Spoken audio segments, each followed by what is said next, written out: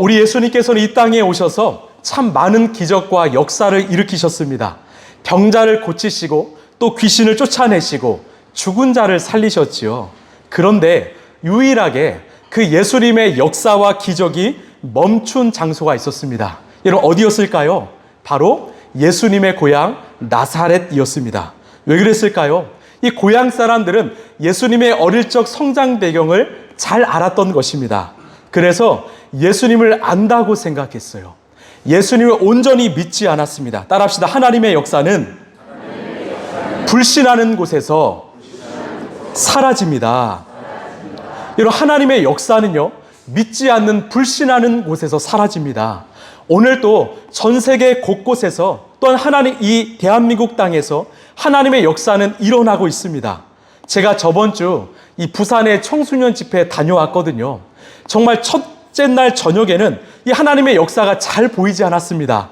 왜요? 우리 아이들의 마음 가운데 그 불신이 가득했기 때문입니다. 그런데 이 저녁에 기도하면서 점점 그 불신이 믿음으로 바뀌는 것을 보게 되었어요. 그랬더니 우리 학생들 한 명 한 명이 무릎 꿇고 눈물로 기도하기 시작했습니다. 자신의 죄를 고백하고 회개하고요, 정말 하나님께 나아가기 시작했습니다. 모두가 기도하게 되었습니다. 제가 그때 몸소 깨달았어요. 아, 믿음이 있는 곳에 하나님의 역사가 있구나. 결국 믿음이구나. 우리에게 중요한 것은 믿음이구나. 여러분, 오늘 우리가 해야 될 일은 무엇일까요? 바로 우리 하나님, 우리 주님을 내가 온전히 신뢰하는 것입니다. 아멘이십니까? 내가 온전히 믿는 것이에요. 그때 우리의 삶의 자리에는 하나님의 역사와 기적이 마음껏 일어나게 될 것입니다. 저는요, 이 아침에 눈을 뜰 때마다 참 행복합니다. 기대가 됩니다. 왜? 또 오늘 하나님께서 내 삶 가운데 어떤 기적을 일으키실까? 또 어떤 사람을 만나게 하실까? 이런 기대감이 있습니다.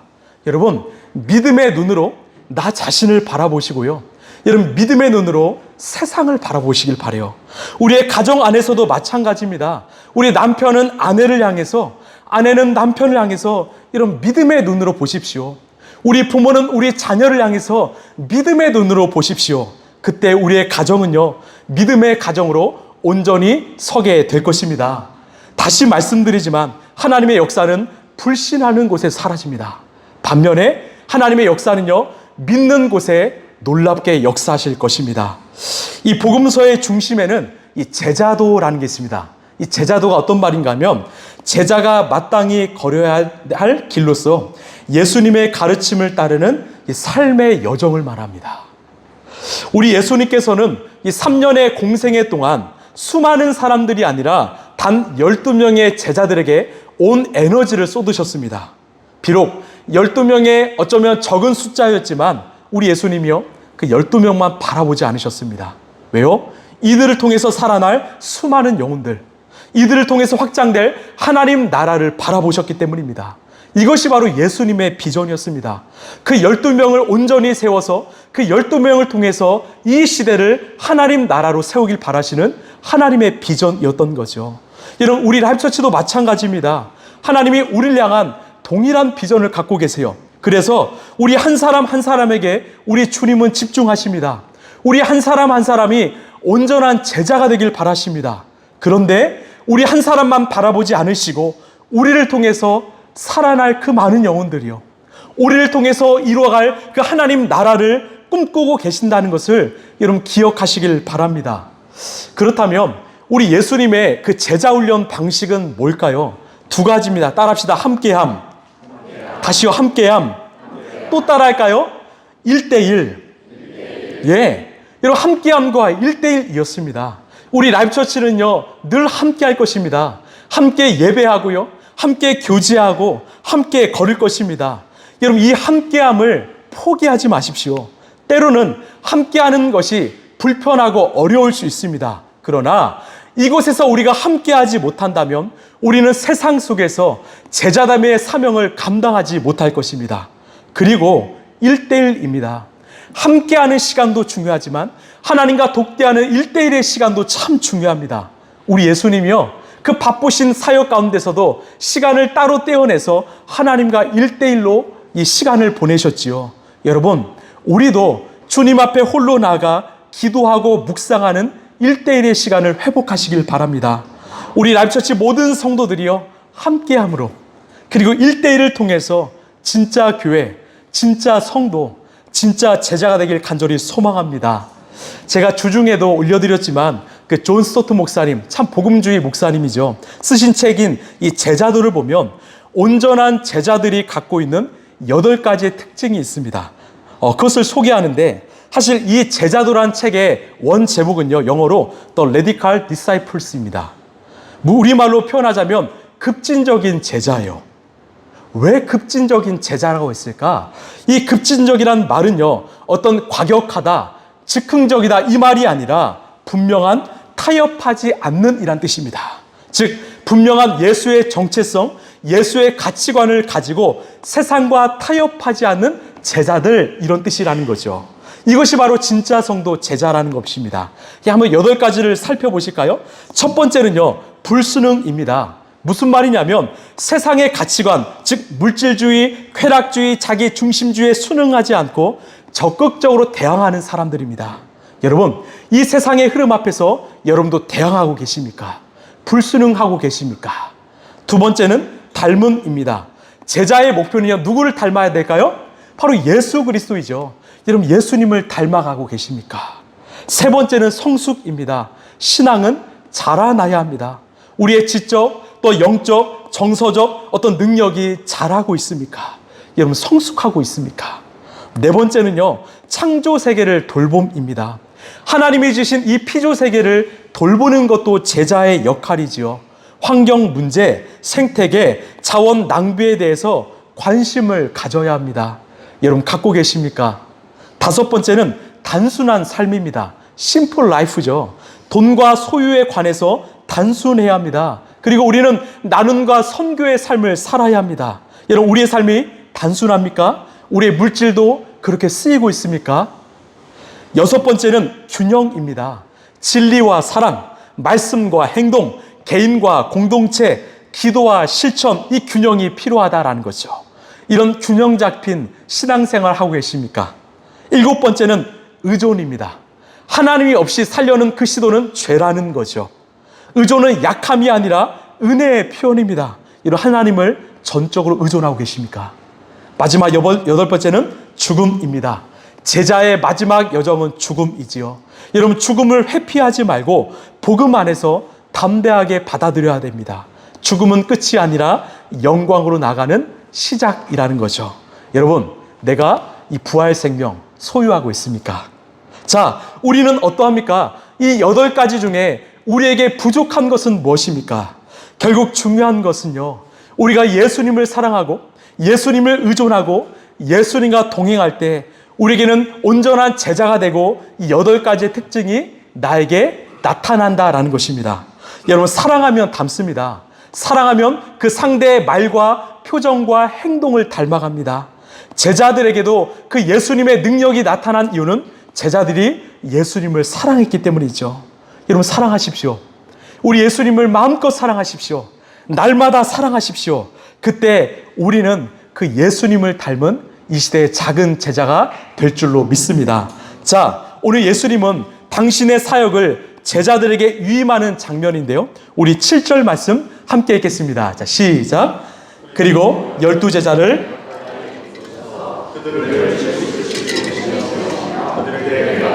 귀신을 권능을 주셨다. 아멘. 이 7절이 참 중요해요. 이 3가지의 동사가 등장하죠. 먼저는 부르시다, 그리고 보내시다, 마지막으로 권능을 주시다입니다. 먼저는 부르시다입니다. 여러분, 제자는 누구입니까? 예수님의 부르심을 받은 사람들이에요.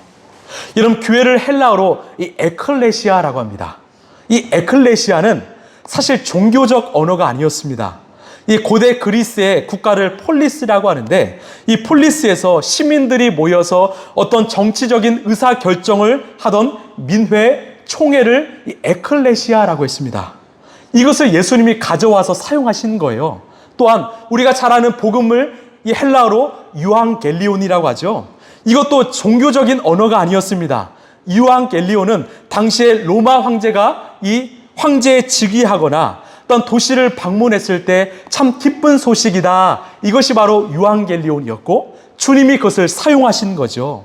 그렇다면 왜 예수님은 세상 사람들이 잘 사용하는 그런 용어, 사회적, 정치적, 문화적 용어를 사용하셨을까요? 이유는 하나입니다. 그래야 사람들이 잘 이해할 수 있기 때문입니다. 여러분, 이게 참 중요해요. 우리가 자주 사용하는 이 기독교적 언어가 요즘 친구들에게, 특별히 젊은이들에게는 잘 이해되지 않을 수가 있습니다. 가령 우리는 그 예수 그리스도의 보혈로 정결케 되었습니다라고 말하죠. 근데 세상 사람들은 이해가 잘 안 될 수 있어요. 어떤 의미일까요? 우리는 예수님의 희생으로 인해서 새로운 삶을 시작하게 되었습니다. 또한 하나님의 은혜로 우리는 구원받았습니다. 이것은요, 자격 없는 나를 하나님이 사랑으로 품어주셨습니다. 하나님이 이 땅을 부흥케 하실 것입니다. 이것은요, 하나님께서 우리의 마음과 삶을 새롭게 하실 것입니다.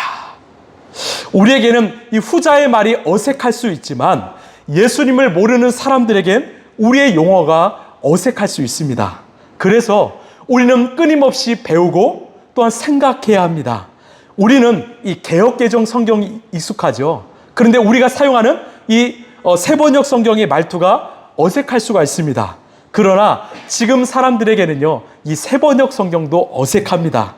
여러분, 우리가 복음에 대한 뜻과 의미는 절대적으로 고수해야 하지만 이 시대에 맞게 우리의 언어도 변화시킬 이 노력도 필요하다라는 거죠. 우리 예수님 참 열심히 하셨습니다. 자, 에클레시아는요, 이 에크라는 바크로, 이 칼레오, 부르다의 합성어입니다. 즉, 교회 에클레시아는 따라합시다. 바크로 불러내다. 다시 크게요. 바크로 불러내다. 그리고 왜 주님이 바크로 불러내셨을까요? 세상 속에 살고 있는 자들을 당신의 나라로 불러내신 것입니다.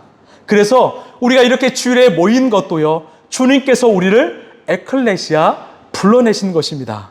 제가 이 타 교회 수련회에서 이 말씀을 전하다 보면 꼭 끝나고 난 후에 청년들 중에 이런 질문하는 청년들이 있어요. 목사님, 예수님이 이 저를 사랑하신 거 맞나요? 저는 아직도 잘 모르겠습니다. 이렇게 친구들은 기도하고 뜨겁게 울부짖는데 저에게는 그런 감동이 없습니다. 그럼 제가 이렇게 말합니다. 형제님이 지금 이곳 수련회장에 어떻게 오셨어요? 왜 오셨습니까? 2박 3일이란 이 소중한 시간을 내서 왜 이곳에 오셨나요? 이것은 형제님의 의지가 아니라 형제님 안에 계신 예수님의 인도하심입니다.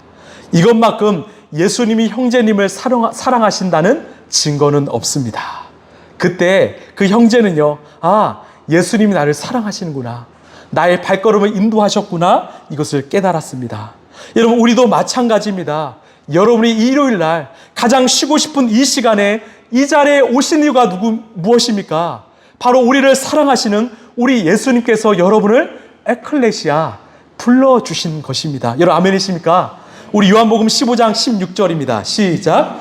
내가 너 택한 것이 아니라 내가 너희를 택하여 세운 것이다. 아멘. 여러분, 아멘이십니까? 우리가 주님 택한 거 아니에요. 주님이 우리를 택하셨습니다. 저는요, 이 청년 때 이런 의문점이 있었습니다. 아니, 세상에 수많은 사람들이 있는데, 아니, 나보다 대단하고 탁월한 사람들이 있는데 왜 하필 주님은 나를 택하셨을까? 혹시 이런 의문점이 드셨던 적 있으십니까? 혹시 답을 찾으셨습니까? 저는 답을 찾았습니다. 그 답이 뭘까요? 따라합시다. 잘 모릅니다. 시작. 네, 이게 답이었어요. 저는 잘 모르겠어요. 진짜 모르겠습니다. 그래서 은혜입니다. 잘 몰라서 은혜입니다. 그런데 저는 한 가지는 알고 있습니다. 신명기서를 보면 하나님께서 이스라엘 백성을 택하신 이유가 있더라고요. 우리 신명기 7장 7절입니다. 시작. 주님께서 당신들을 사랑하시고 택하신 것은 당신들이 다른 민족들보다 수가 더 많아서가 아닙니다. 오히려 당신들을 모든 민족 가운데서 수가 가장 적은 민족입니다. 아멘. 하나님이 그 이스라엘 백성들을 택하신 이유는 그 수가 가장 작았기 때문이라는 거예요. 여러분, 우리도 마찬가지입니다. 하나님이 저와 여러분을 택하신 이유는 아마 우리가 가장 작고 연약함 때문이 아닐까 싶습니다. 그럼에도 불구하고 우리는 잘 모릅니다. 하나님이 우리를 택하신 이유 잘 모릅니다. 그래서 우리를 택하신 그 하나님께 우리는 감사하면서 이제요, 우리의 믿음의 시선을 우리를 부르신 하나님의 목적과 이유를 향해서 옮겨야만 합니다. 왜? 우리를 부르신 분명한 목적이 있기 때문이죠. 그게 뭘까요? 자, 두 번째 동사 무엇입니까? 따라합시다. 보내시다. 예, 하나님이 우리를 부르신 목적은요, 이유는 바로 보내기 위함입니다. 여러분, 교회인 우리가 꼭 기억해야 될 두 가지의 단어가 있습니다. 바로 부르심과 보내심입니다. 이 교회를 헬라어로 이 에클레시아라고 하는데 바로 부르다이죠. 이는 이 소명 콜링입니다. 또한 이 사도를 헬라어로 이 아포스톨로스라고 하는데 이것은 보내다입니다. 이것은 바로 사명 미션이죠. 소명과 사명입니다.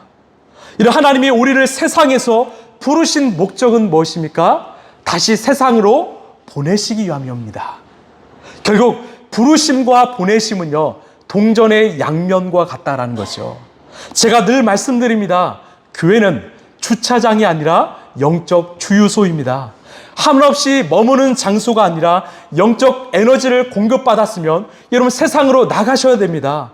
세상 속에서 열심히 살면서 그 영적 에너지를 다 소진하시고 돌아와서 다시 영적 에너지를 공급받는 장소가 바로 교회입니다. 그런데 안타까운 것은요, 지금 한국교회가 모이기는 힘쓰지만 나가는 일엔 힘쓰지 않는다라는 거죠. 매일 모이기는 열심이지만 우리의 또 다른 정체성인 사도로서 세상의 빛으로서 세상을 향해 나가기에는 힘쓰지 않는다라는 것입니다. 그래서 이 교회와 세상에 큰 벽이 생겼습니다.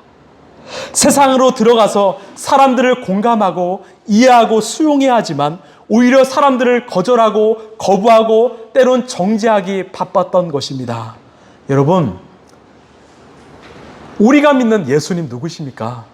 바로 하나님께서 세상으로 파송하신 보내신 사도이셨습니다. 먼저 예수님이 세상으로 보냄받았습니다.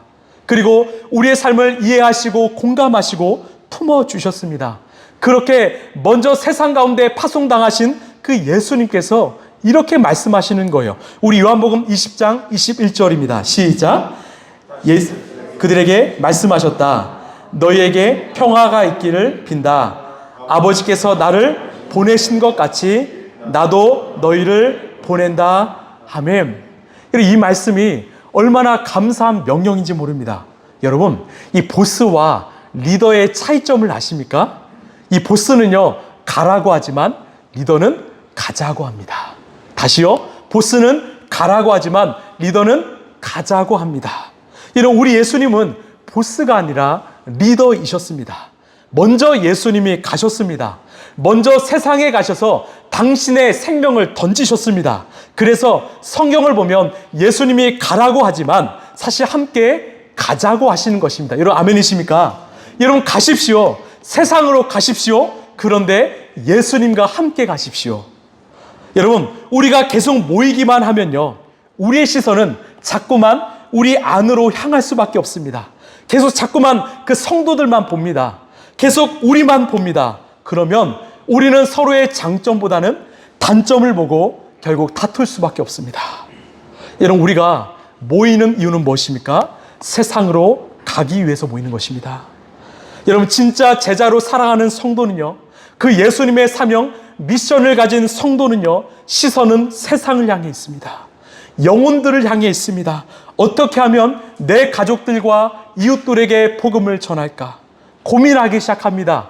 그래서 때로는 편지를 쓰고요, 때로는 좋은 말을 하고요, 때로는 선물을 주고 또한 기도합니다. 이 일만 해도요, 너무나 힘겹고 버겁기 때문에 누군가 비교하거나 다툴 에너지가 없는 거예요. 그런 교회는 건강합니다. 그런 교회는 선순환이 일어납니다. 그래서 건강한 교회, 건강한 성도는요, 시선이 하나님을 향해 있고 세상을 향해 있는 거예요.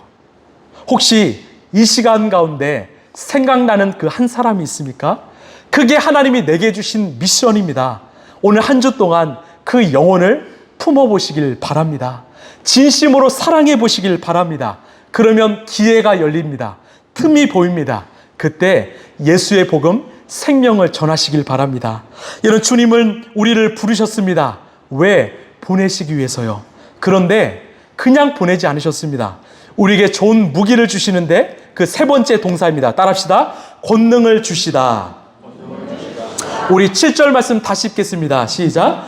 그리고 12제자를 가까이 부르셔서 그들을 둘씩 보내시며 그들에게 악한 귀신을 억누르는 권능을 주셨다. 아멘. 그 제자들을 그냥 보내지 않으시고 귀신을 억누르는 권능을 주셨습니다. 우리도 마찬가지예요. 주님께서 우리를 파송하실 때 우리에게 이 능력, 권능을 주십니다. 왜? 우리가 세상으로 가면 정말 악한 영들이 이 세상을 다스리고 있기 때문입니다. 이 곳곳마다 마귀가 진을 치고 있기 때문입니다. 그래서 예수님도 이 공생애를 시작하실 때 마귀를 쫓아내신 다음에 사역하신 것입니다. 여러분, 이 땅에 하나님 나라가 세워지기 위해서는요, 세상을 장악하고 있는 이 귀신을 쫓아내야 합니다. 우리가 날마다 보는 뉴스를 보면 이 좋은 소식보다는 참 부정적인 소식들이 많습니다.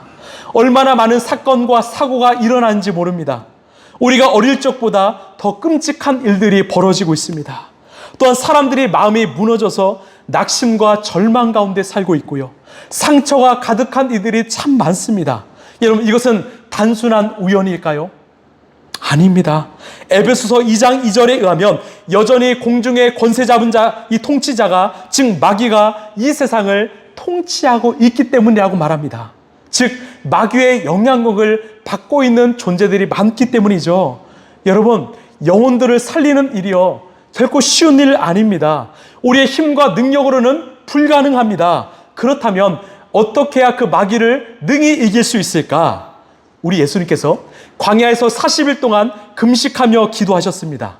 그때 마귀가 찾아와서 우리를 유혹했지요. 이 세 가지 유혹이었어요. 첫 번째는 바로 네가 하나님의 아들이거든 이 돌을 뭐로? 빵으로, 돌로 바꿔봐라. 이런 이 유혹을 했습니다. 두 번째는 당신이 하나님의 아들이거든 이 성전 꼭대기에서 한번 뛰어내려봐라. 나에게 능력을 보여줘라. 세 번째는요, 나에게 절하면 이 모든 세상의 능력과 영광을 당신에게 주겠다. 아주 정말 유혹을 거절하기 어려운 유혹입니다. 그 유혹을 예수님이 어떻게 이기셨는가? 분명합니다. 이 3절, 3절에 이렇게 말하죠. 성경에 기록하기를 사람은 빵으로만 사는 거 아니야. 하나님의 말씀으로 산다. 7절에 또 성경이 기록하거를 주 너희 하나님을 시험하지 말라. 또한 10절에 성경에 기록하기를 주 너희 하나님만 경배하고 그분만을 섬겨라. 무엇입니까? 말씀으로 승리하셨습니다. 말씀으로 이기셨지요. 따라합시다. 말씀이 능력입니다. 말씀이 이깁니다. 여러분, 우리가 말씀을 잃어버리면 우리의 삶에 어떤 일이 벌어질까요? 제가요, 제 친구인 한 명인 이 챗 GPT에게 한번 물어봤어요. 야, 말씀이 잃어버린 교회는 어떤 현상이 일어나냐? 그 친구가 저에게 친절하게 이렇게 설명해 주더라고요. 5가지입니다. 감정 중심의 신앙. 감정과 분위기로만 신앙생활하고 신앙의 기복이 커지게 된다. 좋은 예배는 있지만 거룩한 삶은 사라진다. 두 번째, 자기 중심적 복음. 복음이 하나님 중심이 아니라 나 중심적이게 된다. 내 위로, 내 회복, 내 치유만은 관심을 갖게 되고 다른 이웃에 대한 이 사랑과 관심을 잃어버리게 된다. 세 번째, 율법주의의 팽배. 자신의 옳고 그름으로 사람을 판단하게 된다. 은혜와 복음은 사라지고 행위만 남는 신앙생활을 하게 된다. 네 번째, 혼합주의, 세속화입니다. 세상의 가치관과 복음이 혼합하게 되어서 다른 것들, 어떤 심리학, 자기개발 등을 복음으로 대체하게 된다. 마지막 5번째, 삶의 변화가 없다. 삶에 성령의 열매가 맺히지 않는다. 일시적인 기쁨은 있지만 영원한 기쁨을 누리지 못한다. 여러분, 우리 자신에게도 한번 질문해 봤으면 좋겠어요. 내 신앙은 어떠한가? 즉, 내가 한 주 동안 얼마나 하나님의 말씀을 가까이 하며 살았는가? 내가 이렇게 주일에 나오고 열심히 예배 생활은 하지만 내가 정말 일주일 동안 말씀을 얼마나 묵상하고 있는가? 여기에 우리의 신앙의 정수가 있다라는 겁니다. 지금 내가 세상의 유혹과 시험에 흔들리고 있다면 오늘 당장 말씀을 펴십시오. 내 신앙이 감정 중심적이고 자기 중심적이고 세속적이라면, 삶의 변화가 없다면 이런 말씀을 펴십시오. 성공이 아니라 성경입니다. 성공이 아니라 성경입니다. 말씀이 능력입니다. 말씀이 이깁니다. 예수님도 말씀으로 승리하셨습니다. 우리가 말씀의 사람이 될 때 우리의 말에는 이 권세와 능력이 있을 줄로 믿습니다. 여러분, 우리 입술로 흘러나오는 말을 통해서 악한 영의 통치에 갇혀있는 사람들이여 자유함을 얻게 될 것이에요. 정리하자면 우리 주님은 우리를 부르셨고 보내셨고 우리에게 말씀의 권능을 주셨습니다. 이제 8절 이후부터는 제자로 보내심을 받은 자가 지켜야 될 이 생활 매뉴얼인데요. 우리 8절 9절입니다. 시작. 그리고 그들에게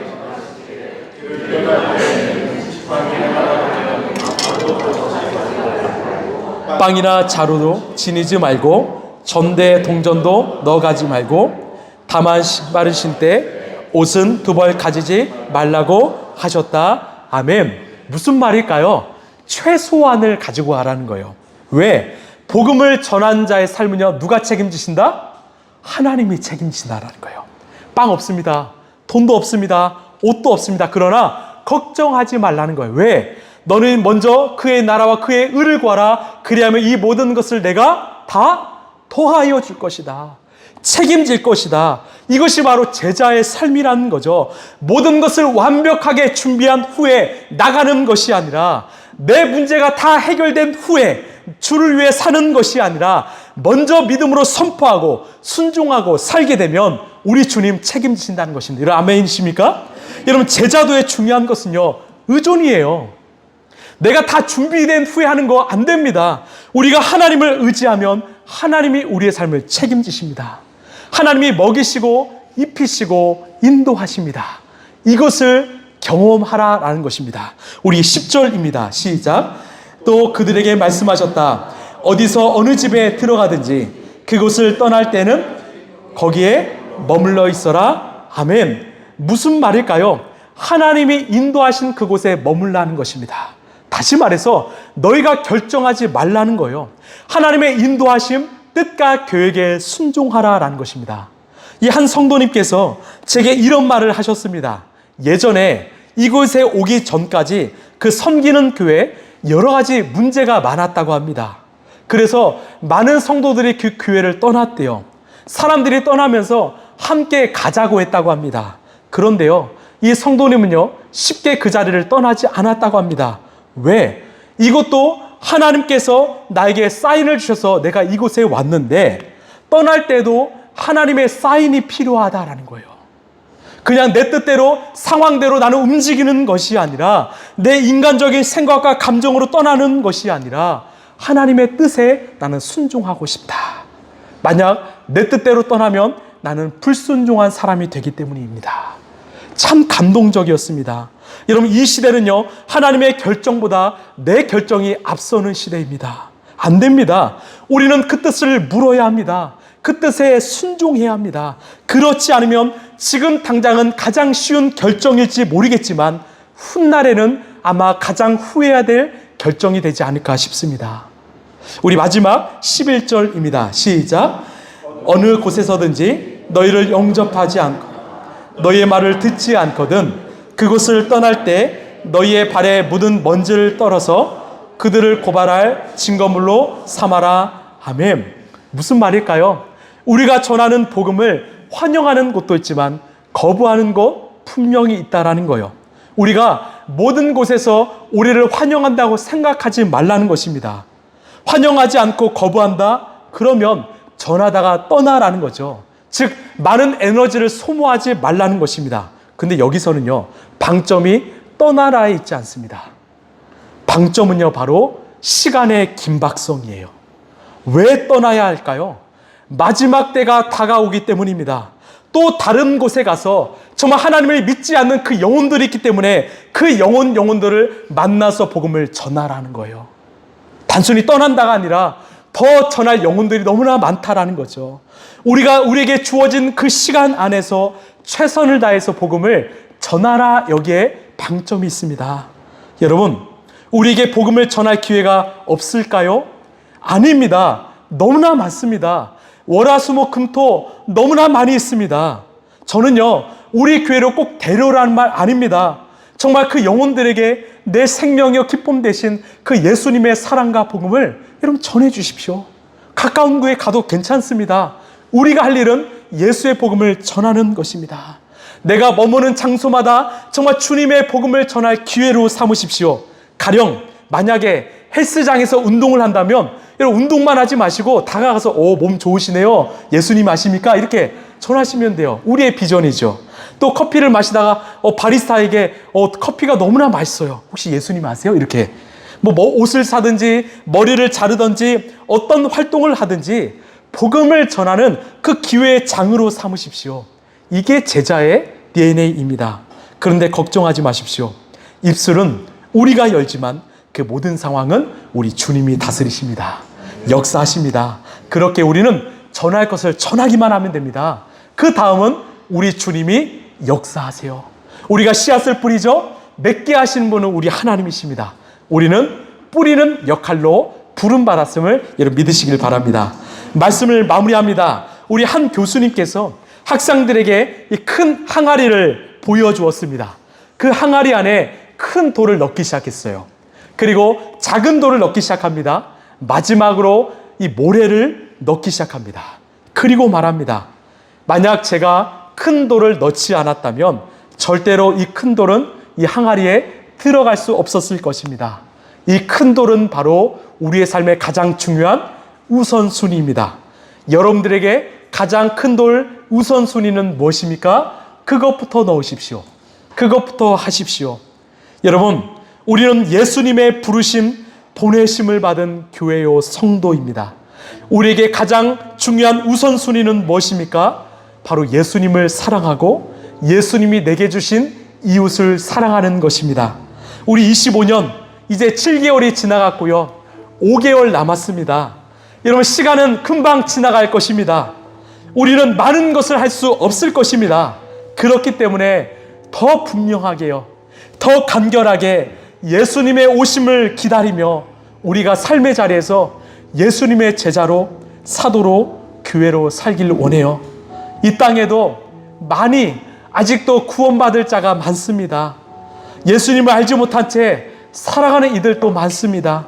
우리 마지막 때에 단 한 영혼이라도 우리의 손과 우리의 입술을 통해서 그들을 주님께 인도하는 이 시대의 제자도를 살아가는 우리 모두가 되길 간절히 소망합니다.